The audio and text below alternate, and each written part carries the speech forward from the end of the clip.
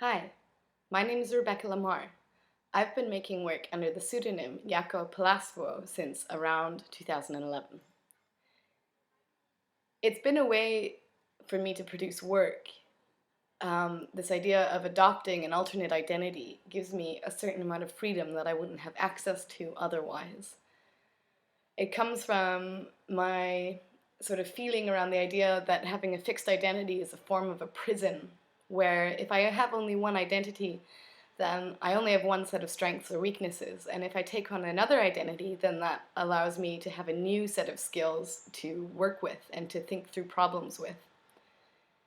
I've decided that it's important to have a male and a female identity, and so the male persona became Jaco Palasvuo, and he acts as a male Finnish artist based in Berlin.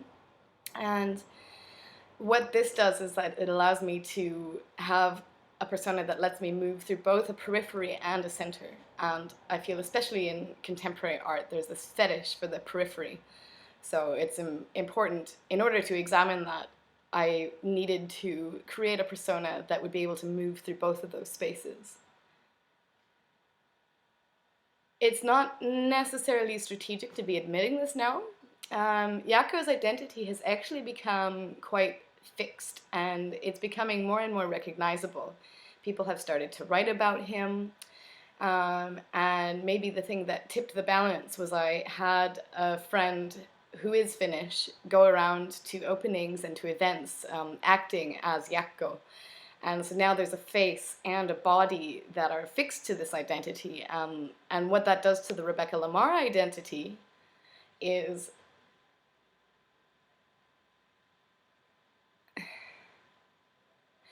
it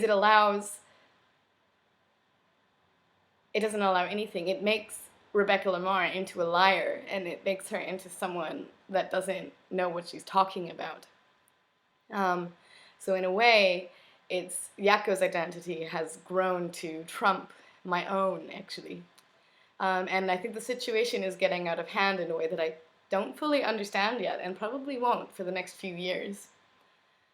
At any rate, I'm hoping that by not having a fixed identity, or a voice or a position to speak from, that it lets me try and occupy something of a critical position, something that's continually shifting. And this is related to my problem with the notion of the artist, which is where it assumes that a specific way of working is tied to a specific body. So there's one body that produces one body of work, and that's usually in one medium. So, and since the default understanding of how to exhibit art is in a gallery space, it quickly becomes a question of what material to use to materialize a dematerialized practice. And of course, Jaakko would hate putting it that way, so he wouldn't talk about it like that because it's too abstract. And apparently the Rebecca persona can't even say the words properly. So maybe it's better to talk about it through a practical example, and that would be in an exhibition that the Jaakko persona was asked to have in London. The gallery requested specific videos to be shown, and they didn't have the proper equipment to do that. And so, of course, this is a problem that really frustrates the Jaakko persona, and he used that situation to fuel a new piece of work.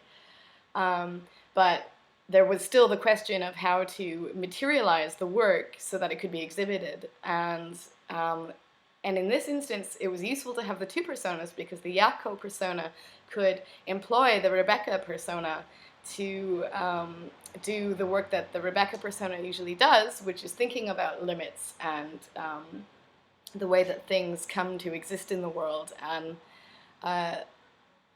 she used one of her chants to guarantee the success of the mediation.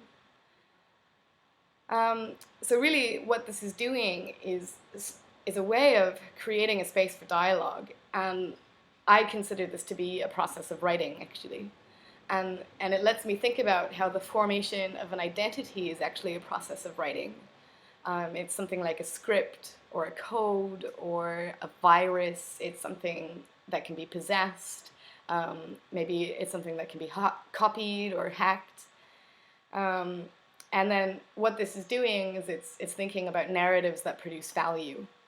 So in the same way that writing a CV or an artist statement defines the way that work is able to move through the world.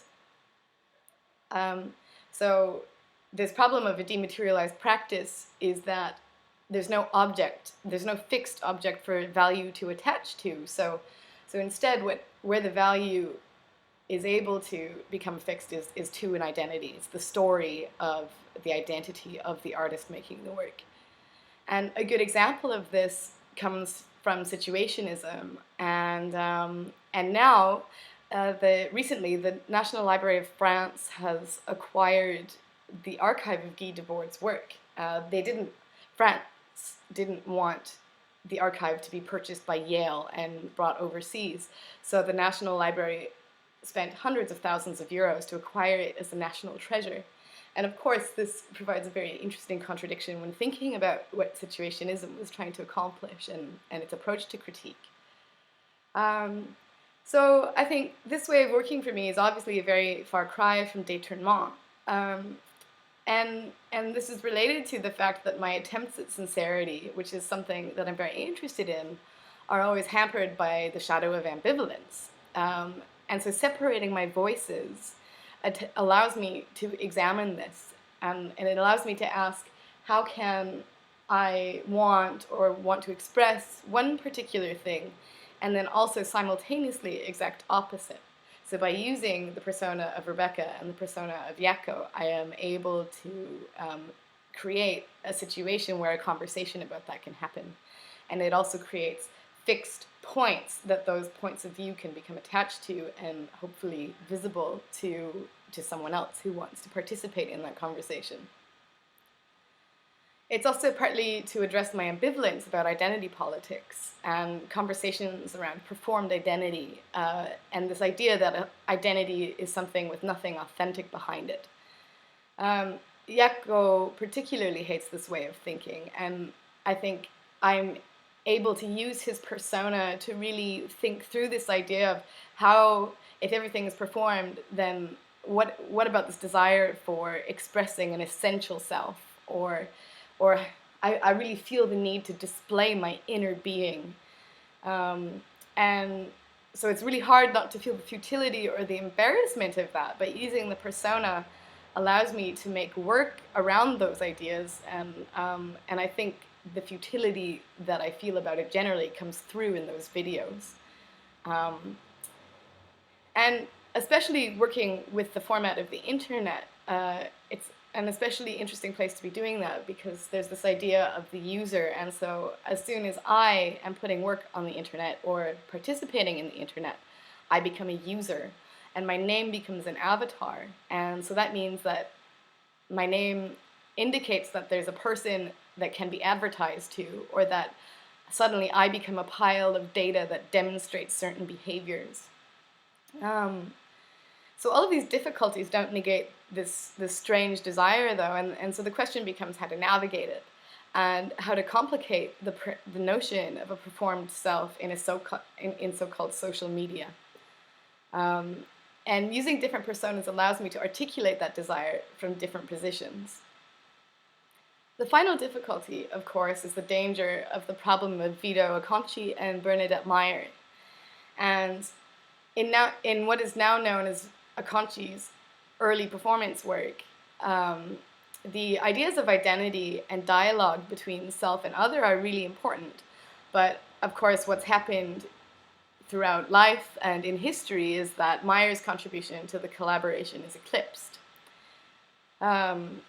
So there's a certain amount of competition there, or aggressiveness, contained in this idea of a name becoming a brand in an art context.